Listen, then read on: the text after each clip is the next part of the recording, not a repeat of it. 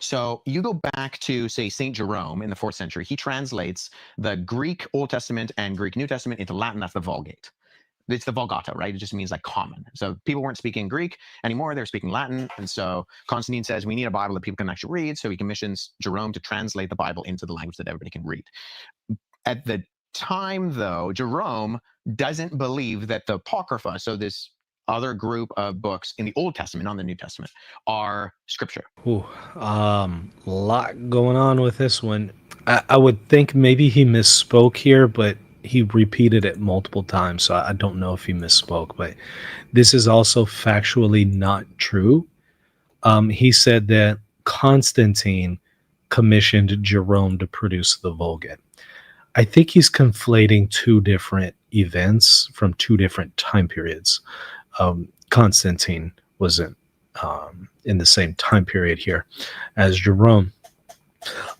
I think what he's confusing this with is Damasus, Pope Damasus, who, by the way, as I like to often point out, Damasus in the year 382 not only gave a list of the Bible, which will become relevant here in a moment, but he also taught and shot down Canon 3 from Constantinople 1, the year 381, the Second Ecumenical Council. He shot down that canon because it suggested that Rome had its authority because of its position in the empire. He shot that down and said, no, Rome does not have the primacy because of its position in the Roman Empire. It has the primacy because of Jesus setting up Peter as head of the church, and the Pope is the successor of Peter. There it is, 382. There's a magisterium for you, 382. And he's then claiming a divine authority for the papacy and its teaching authority and governing authority. He's saying it's a divine institution, and he's rejecting a canon from the Second Ecumenical Council, which was not an ecumenical council at that time. In 381, it wasn't for at least the West, it wasn't an ecumenical council. And for Rome, it wasn't an ecumenical council. Maybe for some in the East, it was. It was still a local council for the West and was only later made an ecumenical council for the West. Okay, so I think what he's doing is he's confusing Pope Damasus, who did commission Jerome to produce the Vulgate. I think he's confusing Damasus with Constantine, who did something else. Constantine did not commission Jerome. They're not contemporaries chronologically. Constantine commissioned Eusebius of Caesarea to produce 50 copies of the Bible to be used in churches in Constantinople. Jerome is not Eusebius. Damasus is not Constantine. And he says it multiple times. I mean, let me play it for you just one more time, and then I'm going to address another issue of what he says in this clip. But listen to what he says. The Catholics together and figure this out. So that we can reunite the believers? Sort of, although they invite the Protestants and they say, you can show up, but you can't vote. So they don't really. And so the Protestants hear this and they're like, well, we're not showing up then. And a few show up later on. But part of the conversation is that there was no one Roman Catholic Bible. So you go back to, say, St. Jerome in the 4th century. He translates the Greek Old Testament and Greek New Testament into Latin. That's the Vulgate. It's the Vulgata, right? It just means like common. So people weren't speaking Greek anymore. They're speaking Latin. And so Constantine says, we need a Bible that people can actually read. So he commissions Jerome to translate the Bible into the language that everybody can read. He says it multiple times. Constantine commissioned Jerome. No, Constantine commissioned Eusebius. Way later, Damasus commissions Jerome. And here he's talking about the Vulgate, so he's not even talking about the situation with Eusebius. Again, I understand. I mean, hey, sometimes I've looked at my live streams. Like I said, 99% of the shows I do with y'all is live and unprepared, for better or worse. And every now and then I'll maybe, I think one time I said Pope Pius X multiple times and I actually meant Pope Pius V. And several people corrected me in the chat. It's like, yes, I know it was Pope Pius X. I know. We were talking about quo primum. It's like, yes, I know it was Pius V. But I kept saying Pius X for some reason. So I repeated it multiple times. Maybe that's what's going on here. Like he said multiple times, Constantine, but he meant Damasus. And It happens. Or is this a reflection of he's not fully aware of the situation historically? I suspect it's the latter case, that he's not aware of the situation historically because of what he says, not only in that clip, but in the next clip. It's clear to me he's not aware of all the facts. First of all, he said there was no one Catholic Bible. Well, certainly by that time period there was, right? What you have, of course, is Damasus, who's commissioning Jerome to produce the Vulgate. And yes, Jerome held to a view that the Deuterocanonicals were lesser in some sense. It does, however, appear that later on, Jerome spoke of some of the Deuterocanonicals as scripture. A lot of Protestants don't know this, but there are texts where he does cite them as scripture, not as just profitable for reading, but as scripture, as holy writ, as thus saith the Lord kind of stuff. Did he contradict himself? Did he change? Did he have maybe a nuanced understanding of the role of the Deuterocanons, where they're scripture, but they're still not to be part of the canon? There's a lot going on there, right? But even Jerome, it's kind of hard to get a solid read on him. Be that as it may, it doesn't matter what Jerome thought. Ultimately, it matters what Damasus thought, because it's Damasus and the Bishop of Rome who's determining authoritatively the question, not Jerome. Right? Because again, it's the See of Rome that's indefectible, that's undefiled unto the end. It's not Jerome as a priest, right? Okay, so he said there was no one Catholic Bible. Damasus, who's commissioning Jerome, insists on including the Deuterocanonicals. Do you know why? You know why? Because in the year 382, same year where he's rejecting Canon 3 of Constantinople 1, he releases the Tome of Damasus. And in that tome, perhaps synodally with the other clergy in Rome, some call it the Council of Rome. In that tome, in 382, he gives the first time that you have the canonical list of the Bible, and it's the Catholic list. The first time you see the Catholic list in 382 by Damasus. So from that point on, that becomes authoritative. So then you have other local councils following suit.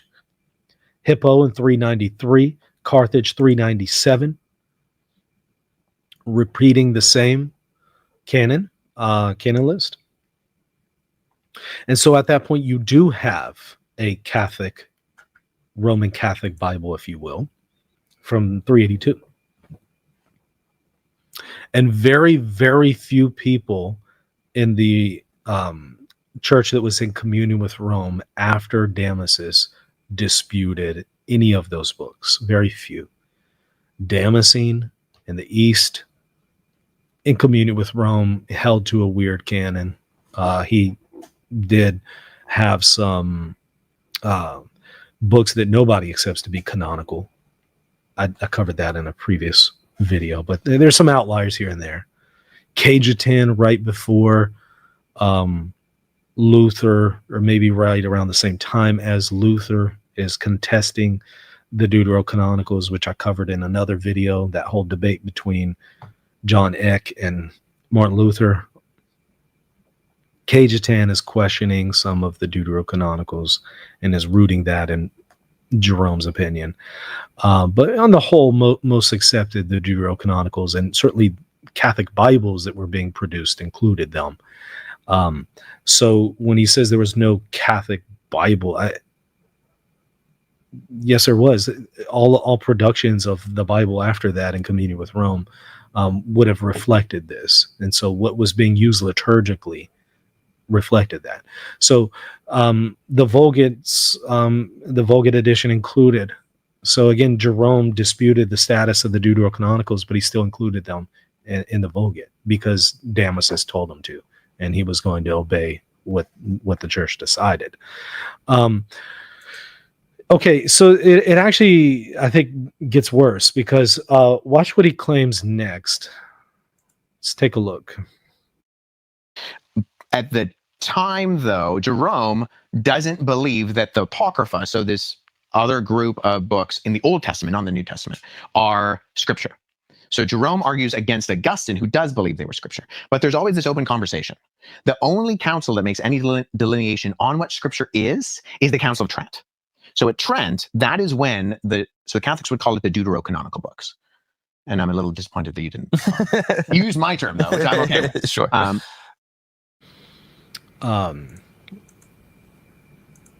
Okay. He said that it was always an open question. No. Any well-versed person on the history of the canon knows that those regional councils like Rome, Hippo, and Carthage were relatively definitive. And so most disputes began to really die out after that. But did you notice that he says that it was Trent that was the only council that gave you the canon on scripture? Did you see that part? I mean, I'll play it again, just so you know I'm not misrepresenting him. The Apocrypha, so this other group of books in the Old Testament, not the New Testament, are scripture. So Jerome argues against Augustine, who does believe they were scripture. But there's always this open conversation. The only council that makes any delineation on what scripture is the Council of Trent. So at Trent, that is when the Catholics would call it the deuterocanonical books. And I'm a little disappointed that you didn't use my term, though, which I'm okay with. Sure. Because Apocrypha typically means like it's a term for things that are out. Right. Oh, well, okay. I think what he's misunderstanding is that Trent is the first council to solemnly define the canon. Solemnly define. Solemn being an extraordinary act of the magisterium, not in its ordinary form, extraordinary. Solemn definition.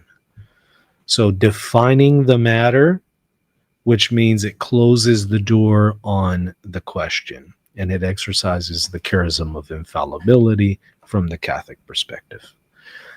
You can say Trent is the first one to solemnly define the canon, but you cannot say it's the first one to give you that list and tell you what scripture is. I've already mentioned some, but I'll give you more. But let's repeat it. Rome, 382, Pope Damasus gives you the 73 books. Hippo, 393. Pretty sure Augustine was present at that council in North Africa. Same list. Carthage, 397, North Africa. Further confirmed later on in another council of Carthage, I believe in the year 419. Trullo, 692. That's going to be about 11 years after the Sixth Ecumenical Council. It presents the 73 canon book. Why is Trullo important? Because Trullo is actually appended to the Sixth Ecumenical Council in the East and accepted by the West as canons for the Sixth Ecumenical Council, as long as the canon, it accepts the canons that are not anti-Latin. And this particular one was not anti-Latin. Anything that was anti-Latin, Rome rejects those canons. Everything else from Trullo, it accepts those canons. But Eastern Orthodox hold to Trullo. Catholics hold to Trullo in a qualified way, in the way I just mentioned. But this particular canon on the books of the Bible from Trullo, 692-ish, 73 books. And again, being attached to an ecumenical council. So here you could say that might be the first ecumenical council that gives you that list. You know the big one he's missing? Huge one he's missing? He said Trent, as late as Trent. Have we all forgotten the Council of Florence? It's like everybody's forgotten Florence for some reason. I don't know. Florence gave you, at an ecumenical council, the 73 books. It didn't solemnly define them.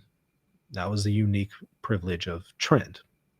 But it did authoritatively promulgate 73 books at an ecumenical council, Florence. Florence being that council that was really held 4 different cities across its various sessions. But for the sessions that took place in the city of Florence, a reunion council between Catholics and Eastern Orthodox, 73 books. Whatever happened to that? Like, there's no way to say what he's saying in any meaningful sense contextually. Because if all he's trying to say is the first council that solemnly defined it was Trent, that doesn't mean anything contextually to the conversation. So I suspect he didn't mean that. I suspect he's just not aware of these other councils giving that same canon. Okay. Moving forward a little bit more here, he's going to fall into the classic mistake that most Protestants make about the canon. The classic mistake that they make is to say that the 39 books of the Old Testament is the same canon that the Jews accepted, and because according to Romans, the Jews are entrusted with the oracles of God. If they rejected the Deuterocanonicals, then the Deuterocanonicals are not part of Scripture.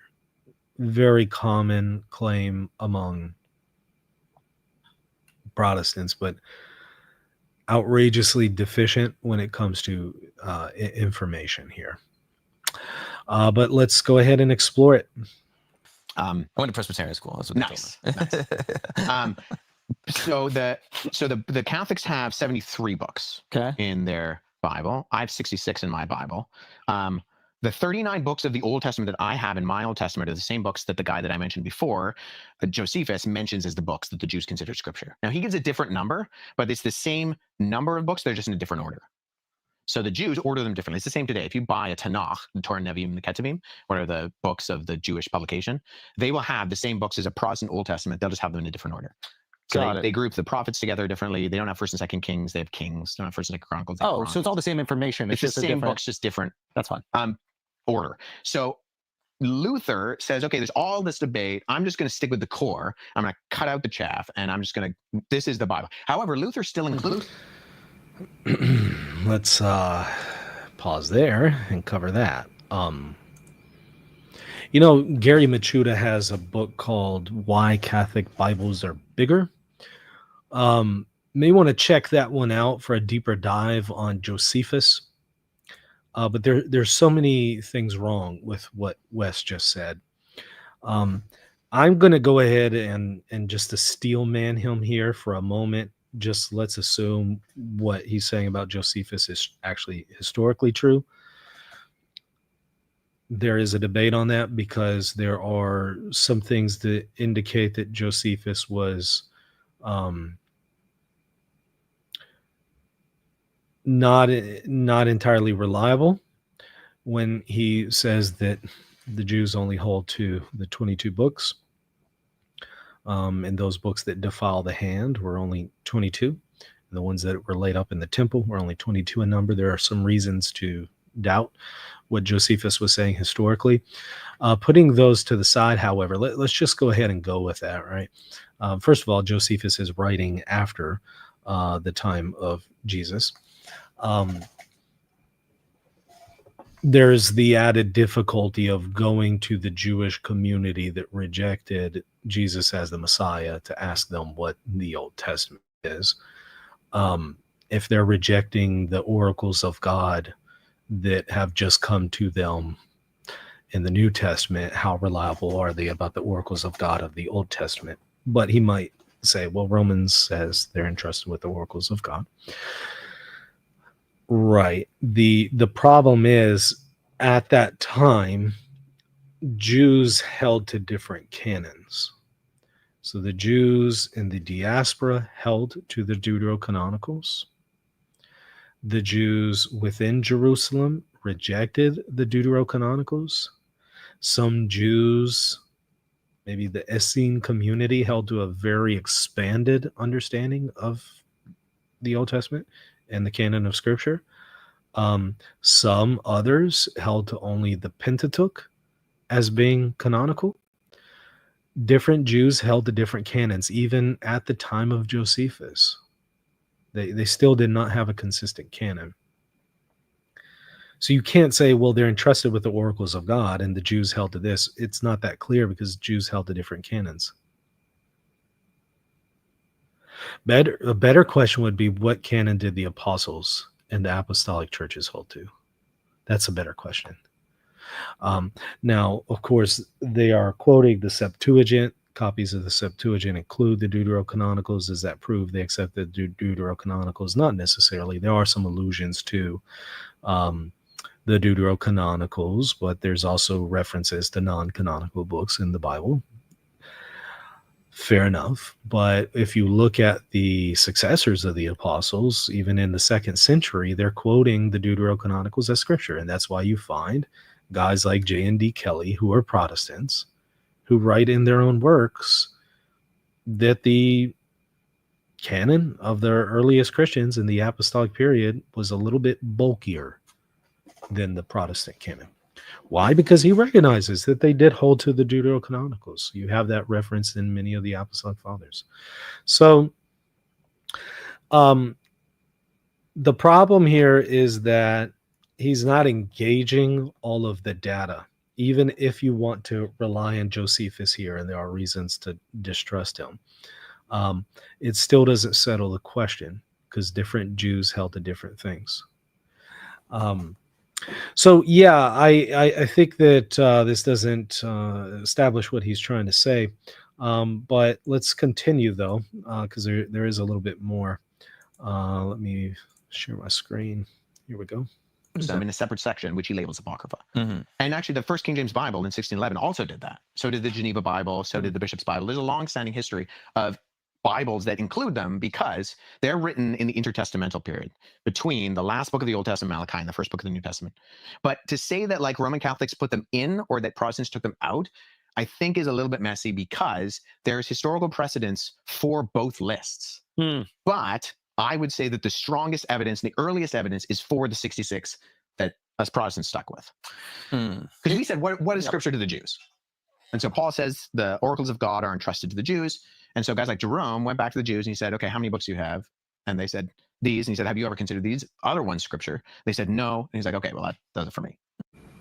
That doesn't really sound right historically with Jerome. I know he did consult Jews in his own age, but I don't think he said that settles it for me, and that was it. For Jerome, I think Jerome was a little bit more complex than that. But more importantly, who cares what Jerome thought? The question would be, what were the churches actually producing? What were official canon lists? What was the magisterium saying? Not what Jerome said. Why is Jerome the standard over and against the magisterium? If the magisterium's claims are true, then that canon is true. Now, as a Protestant, he's going to reject the magisterial claims. Fair enough, but these magisterial claims are going back to the 2nd century and are, of course, rooted in the Bible. And they are the very claims that are used to refute the Gnostics. So once you refute the claim that the magisterium has this kind of authority to determine the canon, you've now undermined the Catholic Church's arguments against the Gnostics of the 2nd century. So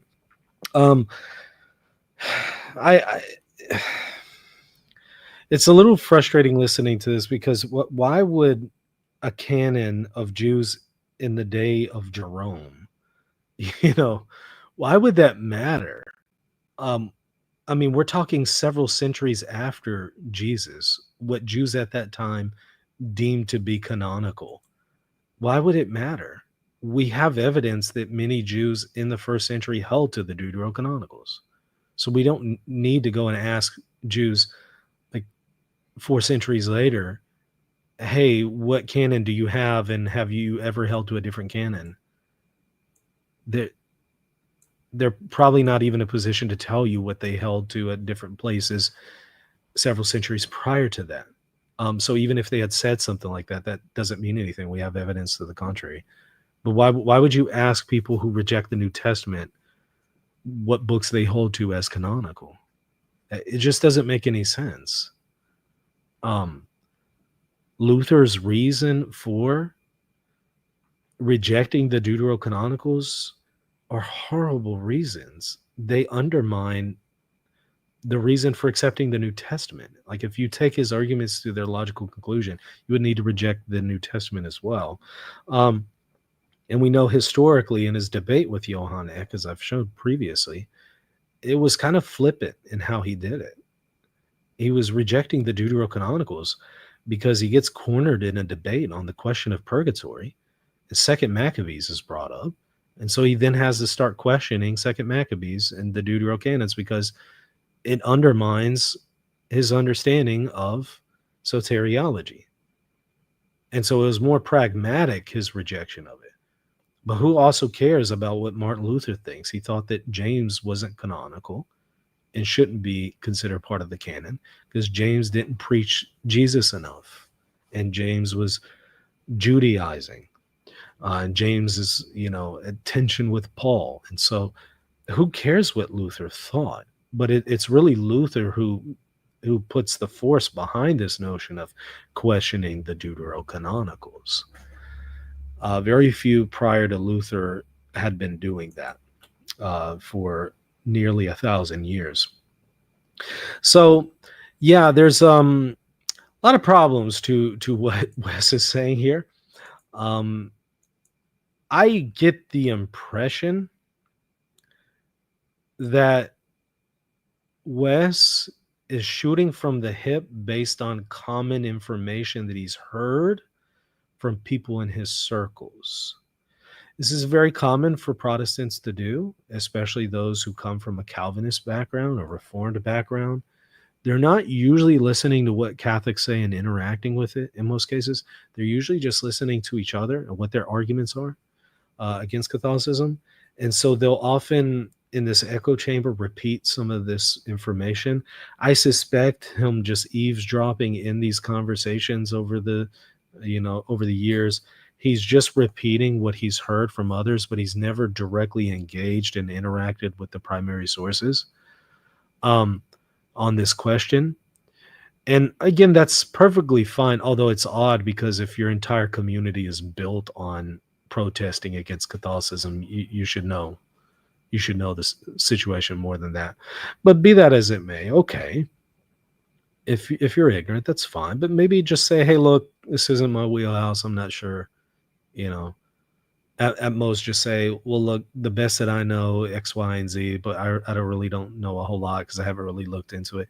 Just say that. Don't just present like you have all the answers and you just know these things and you're just very confident in your answers.